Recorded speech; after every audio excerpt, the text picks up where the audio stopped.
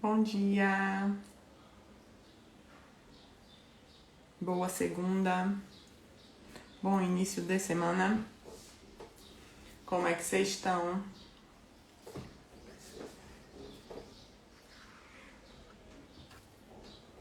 Nossa, ficou esquisito agora. Bom dia, vão entrando, vão se chegando à casa de vocês, né?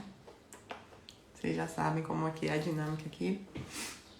Vou fazer uma breve retrospectiva aqui.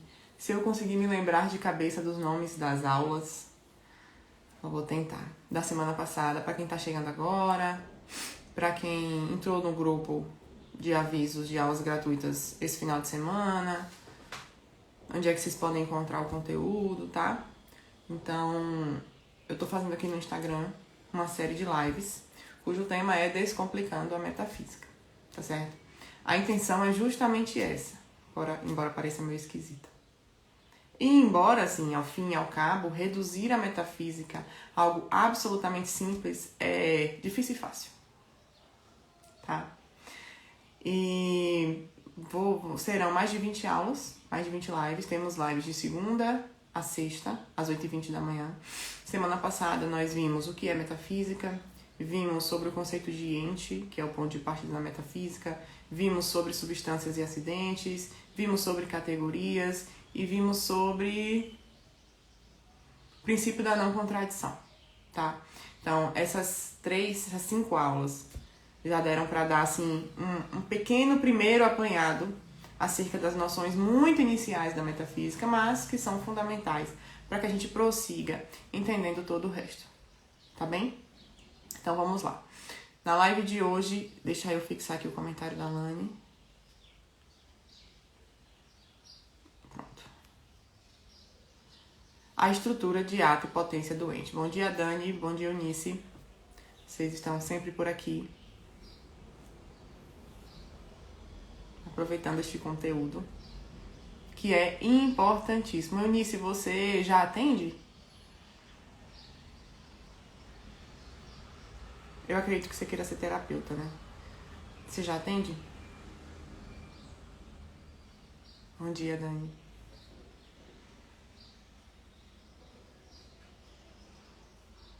Estou no início dos estudos. Ótimo. Ótimo. Então, esse conteúdo, de fato, vai ser muito importante, porque uma vez o Ítalo falou assim numa aula que o bom terapeuta, ele tem de andar por 2 vieses. Ou ele sabe metafísica, tá? Porque nós já vimos aqui de uma forma bem minudente na primeira aula o que é a metafísica e por que é importante que o terapeuta saiba a metafísica, tá? Então, o terapeuta precisa saber metafísica ou ele estuda mesmo metafísica. Ou, ainda que não tenha estudado, ele é um bom terapeuta porque ele pensa metafisicamente. Sem nem mesmo saber que o nome daquilo é metafísica, até porque a própria metafísica nem sempre assim foi chamada. Aristóteles chamou de sabedoria ou filosofia primeira.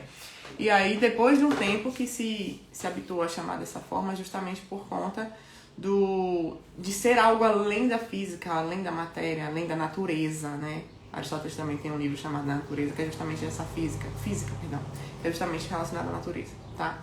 Então, bom dia, Rayane, bom dia, Lu. Então, nós falamos sobre tudo isso porque entendemos que o terapeuta precisa saber de metafísica.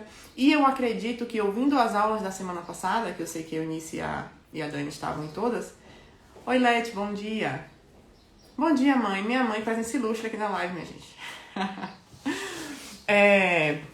E eu sei que elas estavam aqui. Eu acredito, eu tenho certeza, eu posso precisar, que elas já conseguiram visualizar com apenas 5 aulas a importância disso na vida. Inclusive, a Dani fez uma pergunta muito pertinente na semana passada. Ela falou: Marina, nós podemos dizer que a metafísica está num ponto e o relativismo está em outro?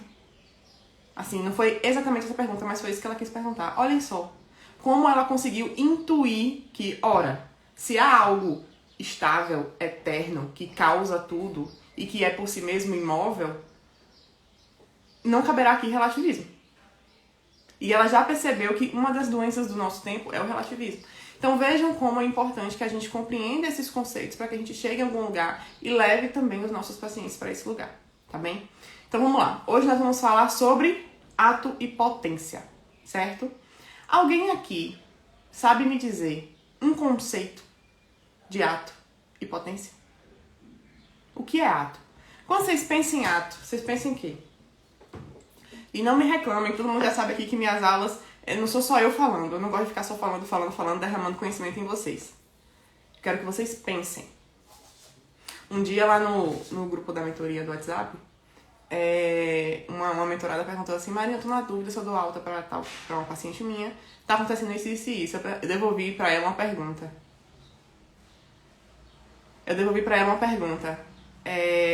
Quando é que se dá alta pra um paciente? Vejam, ela me trouxe um particular, olha a metafísica. Ela me trouxe um particular e eu quis que ela, raciocinando, chegasse a um universal. Vocês percebem que se eu não tiver um conceito, se eu não tiver um universal, já falei isso 1000 vezes, vou continuar falando, nossa inteligência vai ficar patinando em dados sensíveis? Ora, se eu não sei abstratamente quando eu devo dar uma alta, se eu não tenho parâmetros, balizas fundamentais sobre quando eu devo dar uma alta, eu vou ficar de caso em caso, casuisticamente, observando, esse aqui dá pra dar, esse aqui não dá não, esse aqui dá pra dar, esse aqui não dá não. Não é isso que eu quero de vocês. Não é isso. Eu quero que vocês consigam, isso é próprio de nós seres humanos. Isso é próprio da virtude da prudência. Por isso que eu tenho falado sempre que a virtude mais importante que o terapeuta deve desenvolver mais, embora todas sejam importantes, é a mãe das virtudes. É a prudência das virtudes cardeais. Tá? O que é que a prudência faz? Ora, a prudência se expõe a vários particulares e daqueles particulares ela extrai uma forma. E já falamos aqui que quando a gente consegue chegar no universal, presume-se que nós temos o conhecimento acerca de todos os particulares. Olha só que maravilha. Imagine um terapeuta, minha gente, isso é muito bonito. Imagine um terapeuta que conseguiu chegar no conceito de homem. Um terapeuta que tem com precisão esse conhecimento dentro dele. O homem é isto. E se ele sabe que o homem é isto, ele consegue aplicar este isto a toda sorte de homens que vão chegar na terapia. De outro lado, o terapeuta que não sabe o que é o homem, ele fica patinando em dados sensíveis. Ora, este homem age assim, este homem age assado. Que estranho. Eu não sabia que era possível. Quando é que um terapeuta não sabe resolver uma demanda? Quando escapa do horizonte dele, intelectivo, etc e tal, que é possível ao homem ser assim. Percebe? Se me escapa, eu sempre digo às meninas isso na mentoria, gente, não dá pra gente se assustar com o mal. Ao passo que na Bíblia tá escrito pra gente ser simples como uma pomba, na Bíblia também tá escrito pra gente ser astuto como uma serpente. O Pantocrator tá lá. Não sei se vocês já viram o Pantocrator, é um símbolo, esqueci de que século. Se você coloca aqui, o Cristo, é uma figura do Cristo. O Cristo tá com o olho de bonzinho. Se você coloca a mão aqui, o Cristo tá com o olho de astuto, né? De severo. E é uma figura que te causa um certo incômodo, se você olhar assim, sem colocar a mão. Te causa um certo incômodo. Você vai ter alguma coisa errada. Por que tem uma coisa errada? Porque um lado tá de um jeito, outro lado tá do outro. Mas não é errado, não. É justamente o certo. E essa figura é muito emblemática para nós terapeutas. Totalmente. Por quê? Se você ficar só no simples como uma pomba, você vai ser um inocente. E aí vai chegar uma criatura no seu set terapêutico e dizer que fez toda sorte de coisas erradas e ruins e você vai se assustar, você vai querer entrar na mesa, ficar embaixo da mesa e chorar. Ai, meu Deus. E agora? O que é que eu faço? Que horror. Como é que essa pessoa... Gente, não dá para um terapeuta emanar esta frase. Como é que essa pessoa fez isso? Como assim você não sabia que era possível essa pessoa fazer isso? Um outro exemplo também. Tem gente que se acha muito bom. Eu sou tão boazinha. Eu dei 5 reais ali ao mendigo. Nossa, eu tô me sentindo o cúmulo da bondade. Quando é que a gente se acha bom? Quando a gente não sabe qual é o limite da bondade. Exatamente, Eunice. Nada do que é humano me é estranho. É por isso que a gente entende mais de si. Falava sobre isso com o Dani esse final de semana. A gente entende mais sobre si na medida que temos um encontro pessoal com o outro. Por quê? Inclusive, sexta-feira eu estava assistindo as aulas da 8ª camada da certificação do Ítalo e eu me lembrei muito disso. Muito disso. Porque o Ítalo falava assim, ora, a pessoa de 6ª camada, ela tá trabalhando, gerando riqueza, olhando para baixo. Riqueza, riqueza, riqueza, riqueza. Um determinado momento, ela muda o ângulo da visão um pouquinho. Ela para de olhar para baixo, riqueza, riqueza, riqueza. Ela muda o ângulo da visão um pouquinho e ela começa a perceber que essa riqueza gera bens imateriais. Olha só. Essa riqueza gera bens nas pessoas. As pessoas melhoram por conta do trabalho dele. Olha que coisa bonita. E aí, quando as pessoas melhoram por conta do trabalho dele, ele se dá conta, ora, há algo de imaterial. Porque essa melhora que acontece nas pessoas pelo trabalho dele não é tangível, quantificável como a matéria. Essa melhora que as pessoas têm pelo trabalho dessa pessoa que tá dinheiro, dinheiro, dinheiro, de repente ela olha e fala, olha, as pessoas estão melhorando por causa do meu trabalho, isso é bom, eu quero mais disso. E quando ele percebe que há algo de imaterial nos outros, ele percebe que, ora, deve ter algo de imaterial em mim. Porque eu sou como eles. Olha só, nada do que é humano me é estranho. E eu só entendo quem eu sou olhando pra mim, de alguma forma, porque a nossa alma tem um negócio chamado de autopresença estrutural. E sobre isso se fala bastante na praxis. E eu não vou entrar nesse meandro aqui agora, né? Porque senão a gente não acaba nunca mais. Mas quando eu percebo as coisas nos outros. Por que muitas vezes a gente não consegue reparar essas coisas? Porque nós estamos presos em nós mesmos. Teve uma pergunta também nas 12 camadas que fizeram para o Ítalo, falando assim, Ítalo, e modelos? É bom ter modelos? Tipo assim, para você amadurecer, é bom ter modelos? Ele, olha, é excelente, mas você tem que perceber primeiro onde está seu paciente. Porque se o paciente está na 4ª camada, não adianta modelos. Olha, o Cristo pode se esfregar na cara dele. Ele vai dizer, estranho esse rapaz. Por quê? Porque a pessoa de 4ª camada ainda não consegue dizer eu. Pode parecer um paradoxo, né? A pessoa da 4ª camada não consegue dizer eu. Por quê? Porque ele está preso nele mesmo. Eu só consigo dizer eu diante de algo. Se eu sou só eu, se o meu mundo sou só eu, vocês concordam comigo? Se o meu mundo sou só eu, como que eu vou dizer eu? Se só tem eu. Ora, eu fico dentro da minha casa sozinha dizendo eu. Não. Quando alguém me chama, eu digo eu. Quando eu me coloco na frente de algo, eu digo eu. Tem um post aqui no meu Instagram chamado Espelho, Espelho Meu. Existe alguém mais autocentrado do que eu que fala um pouco sobre isso. Então vejam, eu fiz essa conversa toda. Essa sou eu. Eu fiz essa conversa toda para falar sobre esse algo imaterial. Sobre tudo que nós conversamos na semana passada a respeito da metafísica. Esse algo imaterial. Para chegar no imaterial por excelência. Tá bem? Então vamos lá, voltar para ato-potência. Dani disse aqui sobre um conceito de ato-potência. Ato seria agir e potência seriam diversas possibilidades de ação. Boa, Dani. Boa. Esse conceito que você traz aqui é algo que já nos elucida bastante. Só faltou uma palavra. Uma palavra. Mas tá ótimo. Quando a gente pensa em potência, a gente pensa naquilo que pode ser. Quando a gente pensa em ato, a gente pensa naquilo que é. Agora, né? Então, se minha mão tá fechada, ela tá fechada em ato. Agora. E aberta em potência.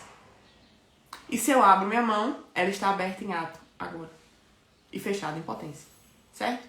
Só que tem uma palavrinha aí que vai mudar a nossa visão a respeito disso. Primeiro que ato e potência são aspectos da realidade. Tá? Aspectos esses que estão incrustados, vamos dizer assim, em todos os predicamentos que a gente já estudou. Os 10 predicamentos que já estudou, todos eles contêm neles as questões de ato e potência. Tá? São princípios estáveis pelos quais a gente pode estudar a realidade. Tá? Isso é ato e potência. A potência é a capacidade que um ente tem de perfeição. É essa só palavra que faltava, Dani. É a capacidade que um ente tem de perfeição. E o ato é uma perfeição que o ente tem agora, no momento em que eu estou falando com vocês, tá? Por que perfeição? Nós estudamos na semana passada, quando falamos de ser, nós falamos do ato de ser, certo? E quando a gente fala de causa formal do homem, nós falamos da forma do homem. A gente se habituou, a gente estudou, a gente sempre ouve falar que a forma do corpo é a alma, certo? E que a alma é a psique, e que a psique é o objeto da psicologia. E o que é psique? Sempre falo sobre isso, porque também é um conceito abstrato. Tá, a psique. E o que é psique? A gente fica patinando aí. A psique, para fins do nosso estudo aqui, são as 7 faculdades humanas. São as formas que nós temos, são as faculdades que nós temos para nos relacionar com a realidade. Que é vontade, desejo irascível, desejo concupiscível, razão, senso comum, intelecto ativo, intelecto passivo. Tá? Cada coisa que eu falo eu quero explicar pra vocês e fico me podando e explicar agora eu quero intelecto passivo e ativo. Porque senão a gente sai do foco da aula e a aula dura 2 horas. Não é a intenção, tá? Então, essas potências que nós temos, que são chamadas de potências da alma, mas na verdade são potências operativas, isso aí é outra história também, são a capacidade que nós temos de ter uma perfeição. Veja, se eu tenho uma capacidade, quer dizer que não estou tendo neste momento necessariamente. Porque se eu tivesse, eu diria, estou perfeito agora. Perfeição vem de uma ideia de atingir maximamente aquilo que nós fomos feitos para ser. Atingir maximamente aquilo que nós fomos feitos para ser. E aí vem a pergunta aqui da minha mãe. Como ato e potência se relacionam a Deus e o homem? Deus é ato puro. Por quê? Porque em Deus nada é possível. Nada é assim virtual, vamos dizer. É possível que Deus seja algo. Não. Deus é. Porque se assim não fosse, seria muito esquisito. Muito esquisito. Por quê? Estudamos na primeira aula. Se a gente ficar retrocedendo nesse meandro aí de causas supremas, causas últimas e últimas e nunca chega na última, a gente nunca vai saber de onde viemos e para onde vamos. Eita, Jesus, quase que não sabe. Então a gente precisa estabelecer como parâmetro do nosso estudo que existe uma causa última, uma causa primeira. Dá mesmo. Existe uma causa primeira, que é o motor imóvel do Aristóteles. Aristóteles falou, ora, algo causa algo, que causa algo, causa algo. É preciso, é necessário que haja algo imóvel que causa todas as coisas, mas não é causado por nada. E esse algo tem de ser Deus. Expliquei pra vocês que daqui a gente tira todo o viés teológico. Não precisa ter fé pra entender isso aqui. Não precisa ter fé para entender isso aqui. Isso é absolutamente observável com os nossos próprios olhos, com a nossa própria razão. A razão é a faculdade humana que mede as coisas, né? Que dá proporção às coisas. Então, pela nossa própria razão, a gente consegue verificar que é necessário haver um Deus. Agora, se esse Deus é bom, aí é outra história. Mas agora, você se dizer ateu porque você não tem fé, você não acredita que Deus existe, quer dizer que você não está deixando sua razão operar. Não é que você não tem fé, não. É que você está com preguiça de pensar sobre essas coisas aqui que a gente está conversando. E Deus é o ato puro. Tá nele. Deus contém nele todas as possibilidades do real. Todas. Tá? E, havendo nele todas as possibilidades do real, ele pode conferir, já vimos isso também, parcelas dessas possibilidades às criaturas, aos seres criados. Então ele foi lá e conferiu. Parcela disso para nós, parcela disso para os anjos, parcela disso para as pedras, parcela disso para as plantas.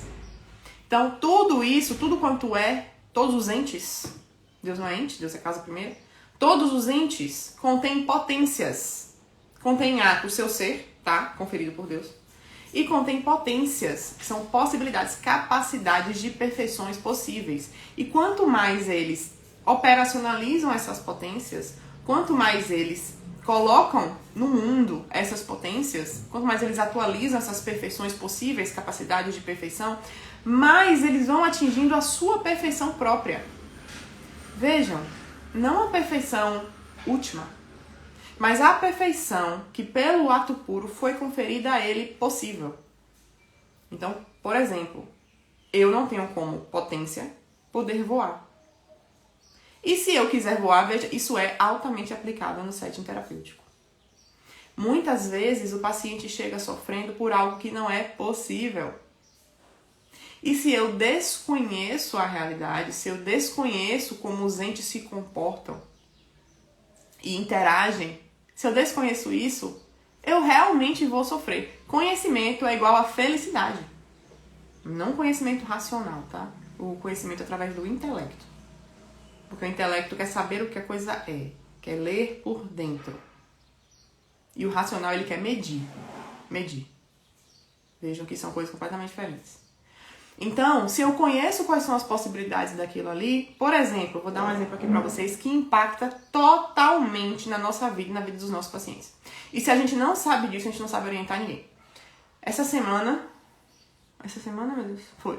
Semana passada, terça-feira, eu tava assistindo a aula de especialização, da especialização do Thiago, beleza?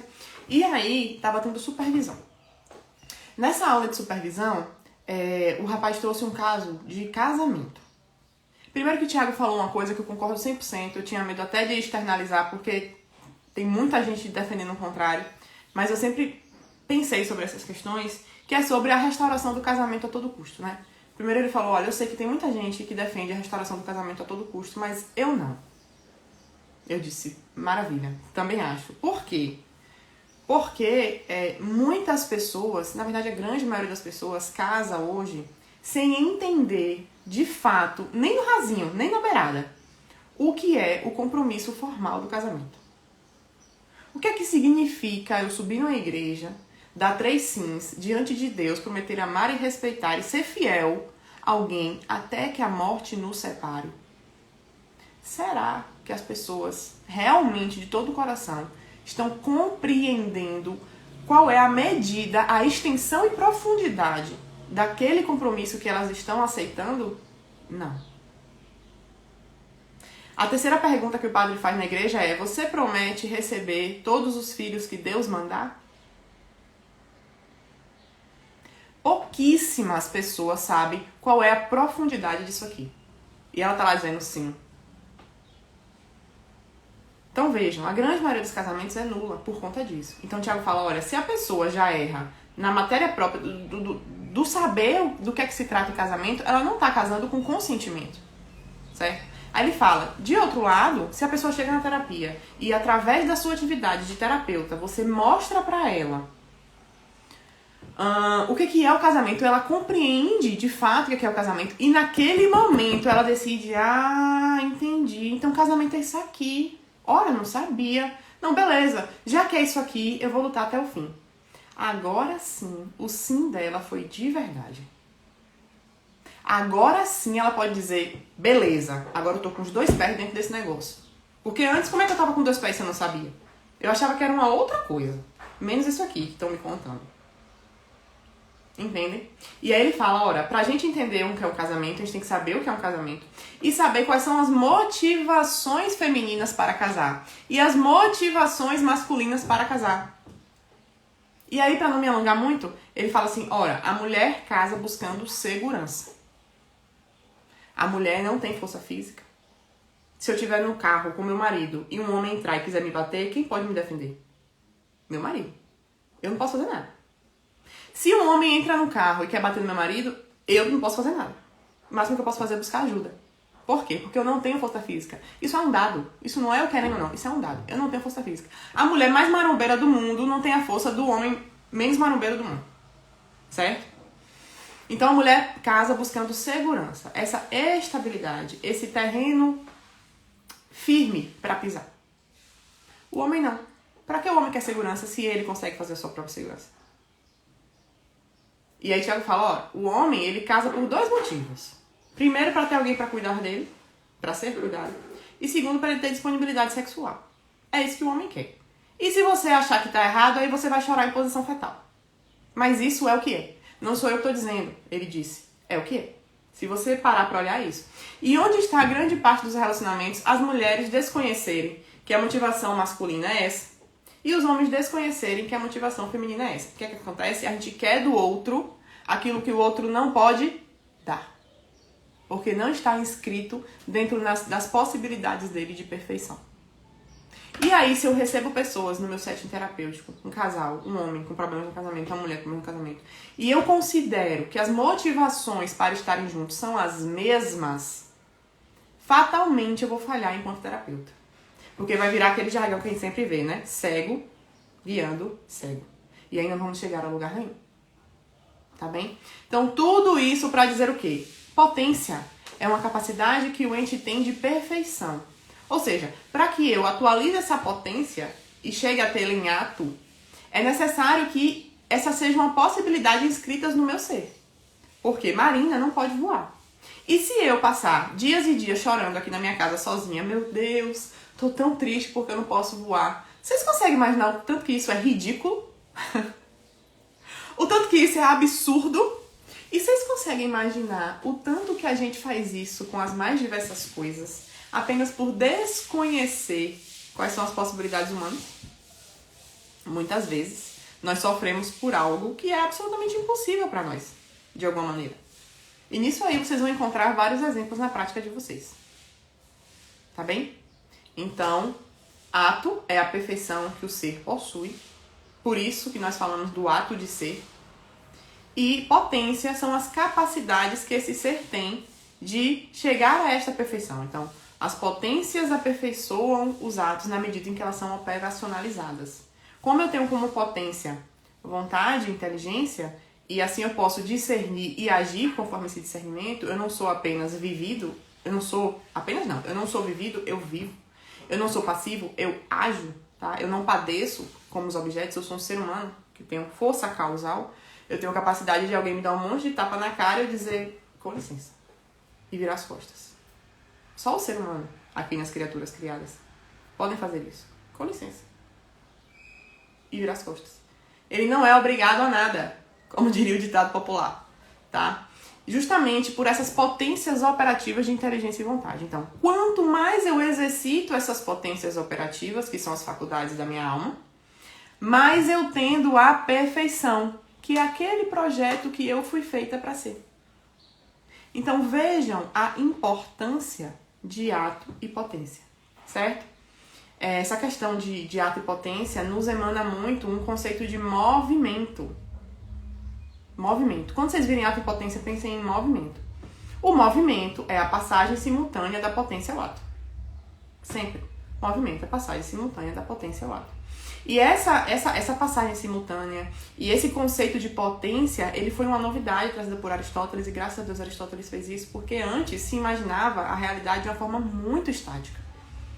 E muito dual, assim, é ou não é, sabe? Então Aristóteles consegue perceber, ora, existe o ato, existe a potência, um passa para o outro, e a partir do momento que aquilo está em ato, o ser não perde a potência. Isso é muito sutil. Não é que você saiu da potência para o ato e a potência se perdeu. Não. É um movimento dinâmico. Ato e potência. Eu acho... gente, aqui eu tenho medo de errar, mas eu acho que potência é dinamis, com Y, se eu não me engano. O que já dá esse conceito, eu acho que é ato é inteléquia e potência é dinamis, se eu não me engano, tá? Que já dá pra gente essa sensação de movimento, tá bem? Então, ato e potência, movimento, passagem simultânea da potência ao ato, o ser não perde a potência, e nós estamos aí no movimento o tempo inteiro. Ora, eu uso a minha inteligência está em ato e daqui a pouco eu não uso mais. E aí minha vontade, daqui a pouco eu não uso mais. O irascível, o concupiscível, a razão, enfim. E nessas operações, a gente consegue dar perfeição ao nosso ser. E aí nós conseguimos ter, portanto, através dessas operações da busca de uma vida de virtudes, uma segunda natureza, como diriam os padres da patrística.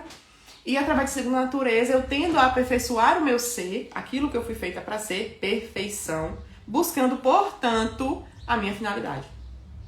Olhem quantas coisas imbricadas aqui, nesses dois conceitos, nesses princípios estáveis, através do qual nós podemos ler a realidade. Tá bem?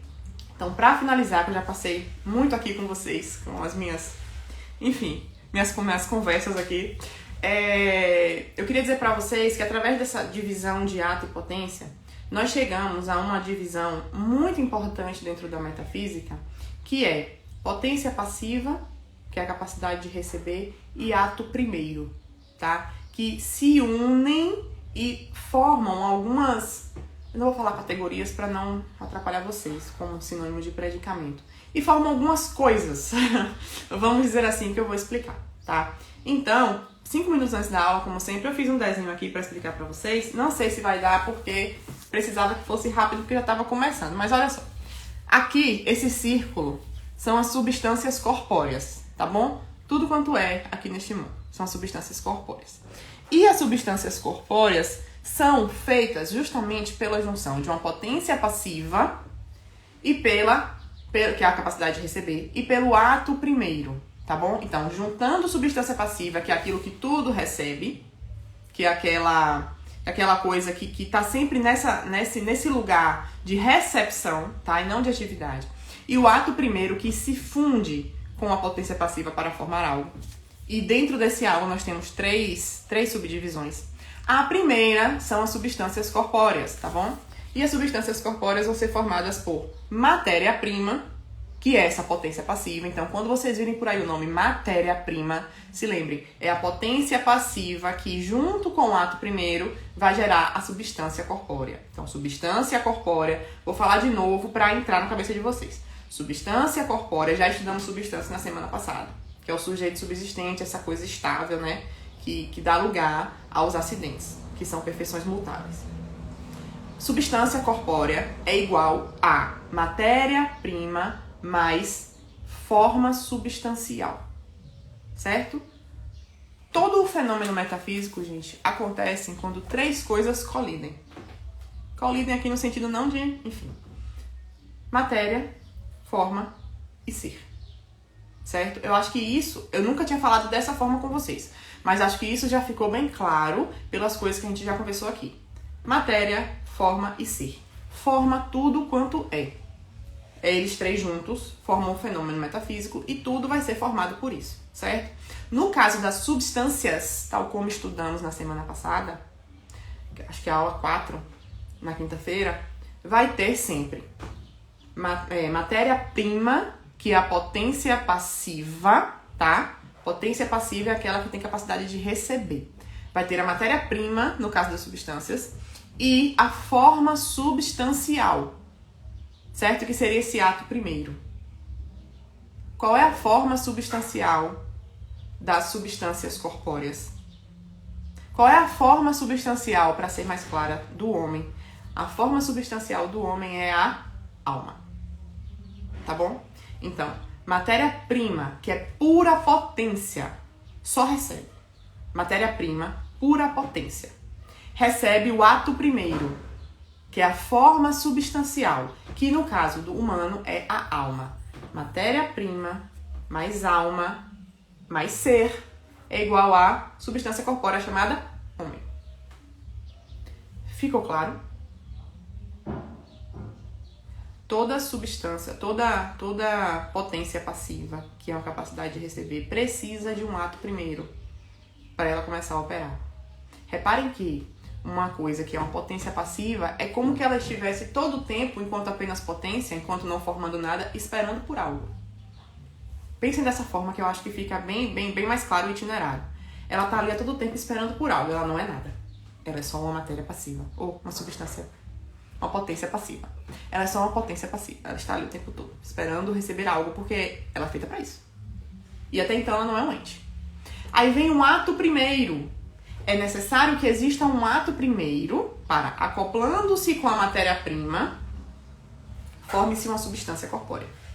Que no caso do homem, essa forma substancial que é o ato primeiro é a alma.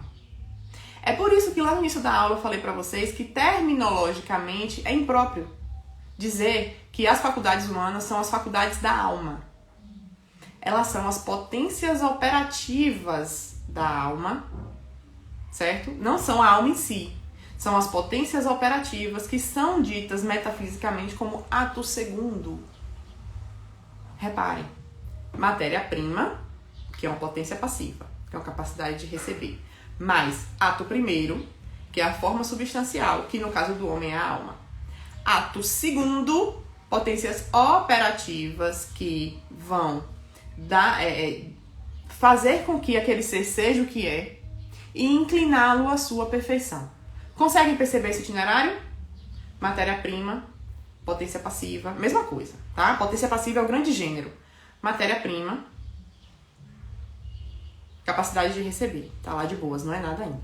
Vem o ato primeiro e acopla nessa matéria-prima, que no caso das substâncias corpóreas é a forma substancial, que no caso dos homens é a alma. Então nós temos matéria-prima, chegou a alma, ato primeiro, beleza? Formei uma substância corpórea, homem. E aí o ato segundo serão as faculdades, serão as potências operativas que operando vão levar o homem a encontrar aquela perfeição através desse movimento de ato-potência. Ficou claro, gente? Alguma dúvida com relação a isso aqui? Se tiverem, podem falar. Tranquilamente. Beleza?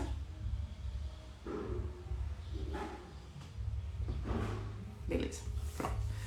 Uma outra categoria onde a gente pode acoplar potência passiva com ato primeiro seria a questão de substâncias e acidentes.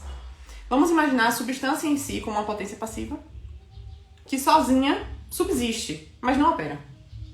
E aí, através dessa substância, nós vamos ter acidentes. Os acidentes são o ato primeiro da substância. Vamos dizer assim. É a outra categoria. Eu falei pra vocês que tinham três distinções, né? Quando a gente fala em potência passiva e ato primeiro. A primeira forma substâncias corpóreas, através da matéria-prima e da forma substancial. A segunda são as substâncias e os acidentes. A substância enquanto potência passiva. E os acidentes enquanto ato primeiro da substância, que dão forma para ela e limitam as suas possibilidades. Tá bem? E o terceiro seria a própria essência e o ato de ser. Tá bom? A gente já falou sobre essa relação entre essência e ato de ser, tá? O ato de ser, o nome já diz, como uma perfeição do ser, aquilo que o ser foi feito para ser, e por isso a perfeição do ser. E a essência como aquilo que operacionaliza isso. Qual a essência do ser humano? Inteligência e vontade. Certo? Então, se eu bato o olho, o que é que a essência me diz? A essência me diz o que aquela coisa é, o que faz com que ela seja o que é. Já falamos sobre isso aqui. A quididade. Quid, lembram? Quid, em latim. O que é? Quidis veritas. Pilatos perguntou para Jesus. O que é a verdade? Certo? O que é? É a essência.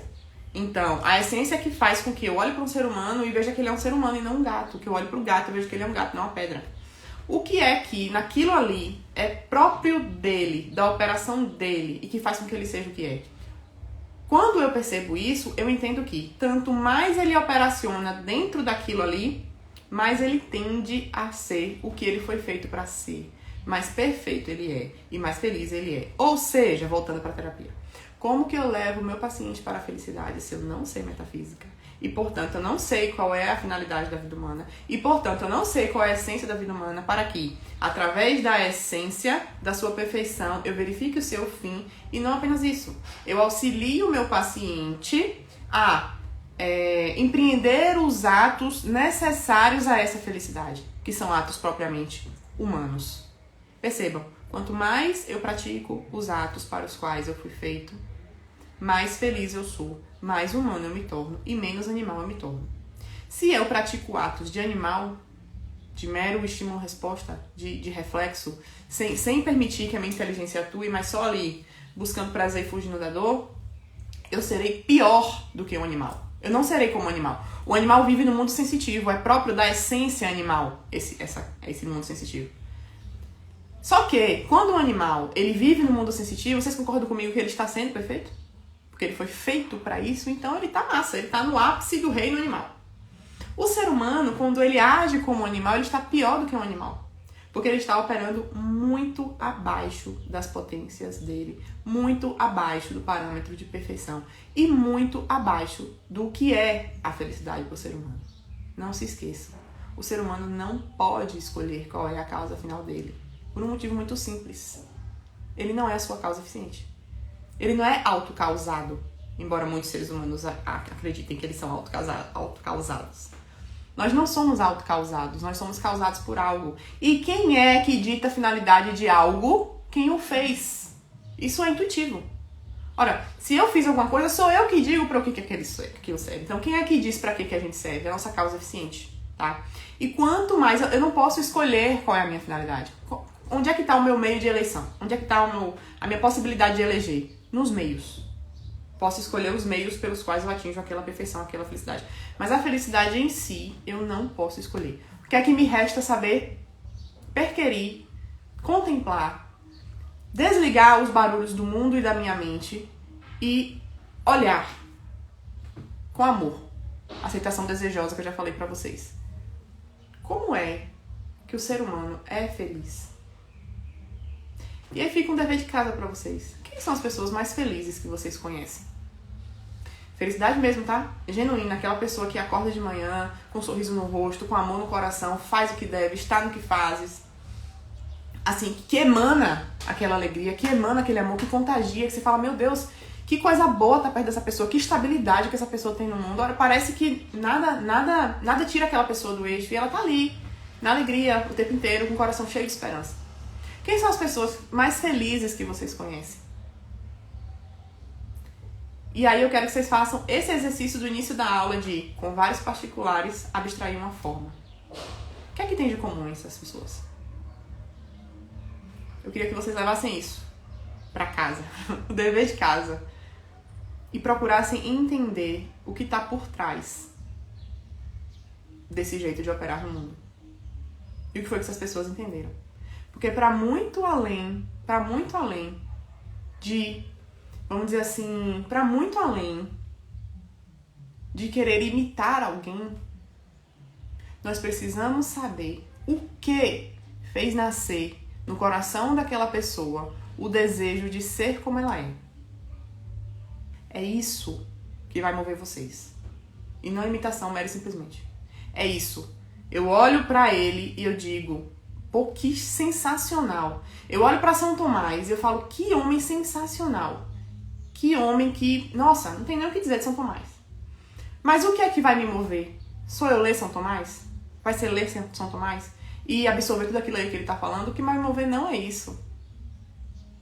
Quando eu apenas leio São Tomás e venho aqui vomitar São Tomás pra vocês, eu tô apenas virando uma estrela no céu.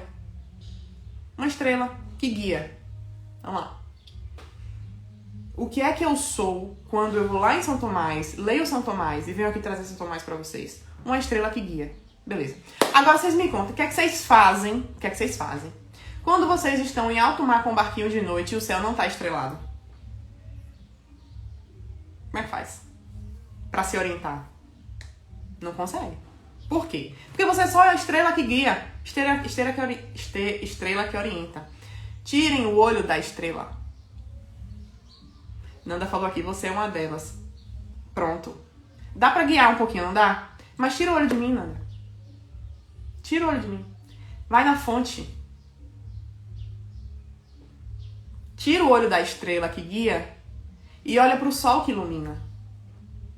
Porque só o sol que ilumina é capaz de guiar você em qualquer céu. Então, para muito além de olhar pra mim, Nanda, como você falou, pô, legal isso que Marina tá falando, pô, sensacional. O que foi que fez nascer no coração de Marina o desejo por essas coisas? É isso aí que você tem que buscar. Porque só assim você vai conseguir ser dessa forma. Tá bom? Então levem isso hoje no coração de vocês. Eu acho que isso é importantíssimo, eu acho que isso é angular na atividade que a gente faz. E não se esqueçam nunca, os grandes pensadores, os grandes teólogos, os grandes escritores, etc e tal, eles são sensacionais, mas eles são estrelas. Estrelas que iluminam. Procurem o sol. Porque tendo o sol como iluminador da vida de vocês, vocês sabem do que eu tô falando. Não tem erro. Tá bem? Então, espero que a aula tenha sido boa, que vocês tenham gostado. Eu sei que eu fui em vários lugares diferentes, mas eu acho que foi importante aí para complementar as coisas que a gente tá falando.